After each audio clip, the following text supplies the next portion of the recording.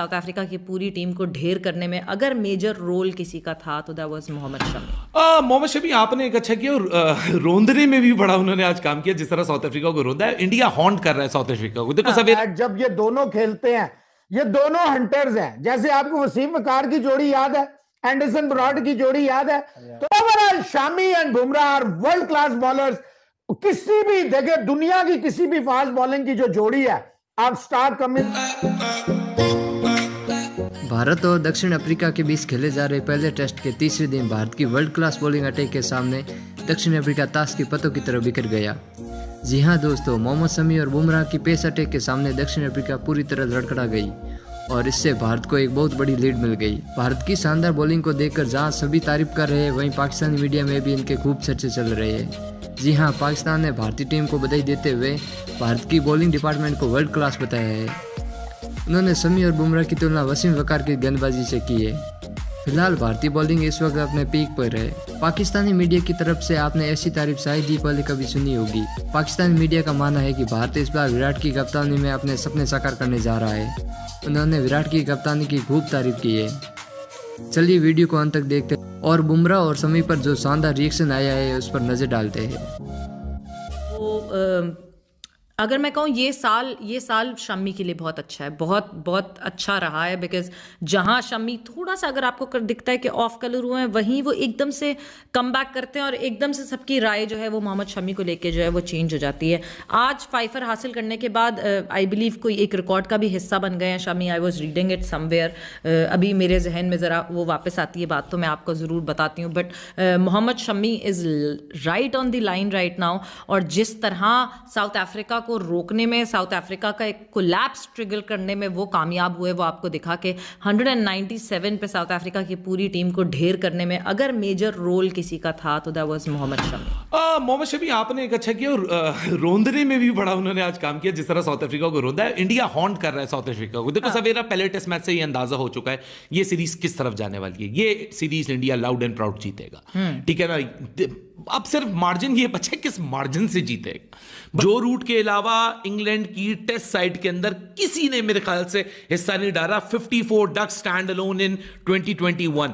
और जब पिछले साल जाके जब इंडिया खेल रही थी और वो 36 नॉट आउट के बाद, 36 ऑल आउट के बाद जो फिर इंडिया की परफॉर्मेंस हुई और जिस तरह वो सीरीज जीत के वहां से निकले, तो मेरे ख्याल से इस बार भी अब साबित हो गया होगा कि ऑस्ट्रेलिया को ऑस्ट्रेलिया के मैदानों में हराना आसान नहीं है। हम उस वक्त बड़ी तारीफें कर रहे थे, लोग बोलते थे बटरिंग कर रहे हैं, इस वजह से कर रहे हैं, कोई खास काम नहीं किया। तो मेरे ख्याल से अब जिस तरह जाके इंग्लैंड ने परफॉर्मेंस दी है ऑस्ट्रेलिया के मैदानों के ऊपर, बड़ा क्लियर हो गया होगा, बड़ा एविडेंट हो गया होगा कि किस किस्म की क्वालिटी परफॉर्मेंस थी। एक जो इंडिया का मेरे ख्याल से एक फोर्ट्रेस रह गया था test series in South African conditions, वो सपना भी मुझे लगता है विराट कोहली की कैप्टनसी के अंदर पूरा होने जा रहा है। और जस्ट मैटर ऑफ टाइम, क्योंकि इंडिया इंडिया को हाँ सेशंस में शायद साउथ अफ्रीका जरूर कोई टफ टाइम दे सकता है, लेकिन एज अ होल इस पूरी सीरीज में इंडिया को मात देना काफी मुश्किल काम होगा। बिल्कुल। और जिस तरह स्टार्ट ऑफ हुआ, ये साल का स्टार्ट ऑफ हुआ, India has been brilliant in, if you talk about longer format, तो लॉन्गर फॉर्मेट में आपको डोमिनेशन, प्योर डोमिनेशन दिख रही है इस वक्त इंडिया की। और वो दिख रही है अलग अलग जगहों पे, अलग अलग दूसरों के फोर्ट्रेसेस में जाके फतह हासिल करना एक बहुत बड़ी बात होती है। और जहां मैं मोहम्मद शमी की अगली बात कर रही थी, सो 200 टेस्ट विकेट्स, रबाडा की जो उन्होंने विकेट ली, that was his 200 test wicket. और उसके साथ जो है वो एलीट ग्रुप ऑफ क्रिकेटर्स में जो है उनका अब नाम आ गया। He is third in the fast bowlers of India, जिन्होंने जो है 200 विकेटें, एंड नॉट जस्ट बहुत सारे मैचेस, 55 टेस्ट मैचेस, और उसमें जो है Mohammed Shami has ticked that milestone. So congratulations. 200 test wicket लेना सवेरा कभी भी आसान नहीं होते किसी भी मैदानों के ऊपर, और स्पेशली एक सब कॉन्टिनेंट बॉलर, और वो if he is coming from India, क्योंकि देखो इंडिया हिस्टोरिकली फास्ट बॉलर की अगर आप फेरिस्त में देखें, लिस्ट में देखें, तो बड़े बड़े नाम, मतलब ठीक है बड़े बड़े नाम रहे हैं, लेकिन उनकी इतनी बड़ी बड़ी अचीवमेंट्स नहीं रही। लेकिन जिस तरीके से अब जो माइंडसेट चेंज हो रहा है फास्ट बॉलिंग को लेके इंडिया के अंदर, और over the period of time हम देख रहे हैं कि पिछले 10-15 सालों के ऊपर जिस तरह फास्ट बॉलिंग के शोबे शोबे के ऊपर या फास्ट बॉलिंग की स्पेशलिटी को एक्सपर्टीज हासिल की जा रही है। ऑस्ट्रेलियन कंडीशंस देख लें, साउथ अफ्रीकन कंडीशंस देख लें, इंग्लिश कंडीशंस देख लें, इंडिया के बॉलर्स वहां स्टेप अप कर रहे हैं। और देखो सबसे बड़ी मजे की बात जो होती है, when the team performs as a unit, that what it makes the bigger difference and this is what they are doing. बिल्कुल, और वो आपको दिख रहा है। फिर मैं वही बात करूंगी, क्रेडिट देना पड़ेगा विराट कोहली को, बिकॉज जब तक हम MS धोनी के अंडर टीम इंडिया को देखते थे तो हमें दिखता था कि स्पिनर्स उभर के आ रहे हैं, स्पिनर्स पे बड़ा काम हो रहा है, स्ट्रॉन्ग माइंडेड स्पिनर्स आ रहे हैं जो अपने हिसाब से कंडीशंस को छोड़ के मैनूवर कर लेते हैं। अश्विन एक बहुत बड़ी एग्जाम्पल उसके लिए। मगर अब जब मैं विराट कोहली की कैप्टनसी और विराट कोहली की टेन्योर में बात करती हूँ, तो आपको फास्ट बॉलर्स दिखे हैं। फास्ट बॉलर के ऊपर जो ट्रस्ट विराट कोहली ने दिखाया है, वो मेरा ख्याल से नाउ इट्स द टाइम कि आप उसका फल खा रहे हैं। और आपने ये पूरा साल देखा कि अगर इंडिया जीता तो अपनी प्रोमिनेंट बॉलिंग की वजह से जीता, इन कंपैरिजन टू अपनी बैटिंग की वजह से जीता। आपने कि Virat over the period of time देखो पिछले 1-1.5-2 सालों के अंदर जिस तरह he is banking his fast bowlers, that what it makes a lot of difference.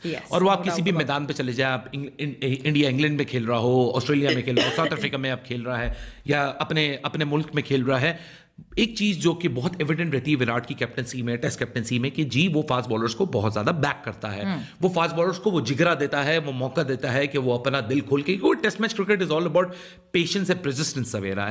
और इंडिया की जो बॉलिंग हम टाइम एंड अगेन जो बात कर रहे हैं रिसेंट टाइम्स में, एक ऐसा बॉलिंग यूनिट है कि जिसको खास तौर पे टेस्ट क्रिकेट में बॉलिंग करते हुए देख के अच्छा लगता है। और एक के बाद एक ऐसा बॉलर है, विकेट टेकर्स है। बुमराह हालांकि आपको पता है कि जल्दी बाहर चले गए, शायद वो होता तो और जल्दी काम तमाम हो जाता, कि आउट हो जाते, यू नेवर नो, क्योंकि वो विकेट टेकर है, जेन्युइन विकेट टेकर बॉलर है। तो आपका मेन बॉलर जो है वो बाहर रहा है, काफी देर बैठा रहा। जब ये दोनों खेलते हैं, ये दोनों हंटर्स हैं। जैसे आपको वसीम वकार की जोड़ी याद है, एंडरसन ब्रॉड की जोड़ी याद है, तो इसी तरह इनकी जो जोड़ी है ये भी हंटर्स हैं। लॉयंस की तरह निकलते हैं और अपनी गुछाड़ से निकल के जनाब, जैसे एक पंजा मार रहा है तो दूसरा भी पंजा मार रहा है। ये आपकी बात बिल्कुल सही है रिजवान हैदर साहब।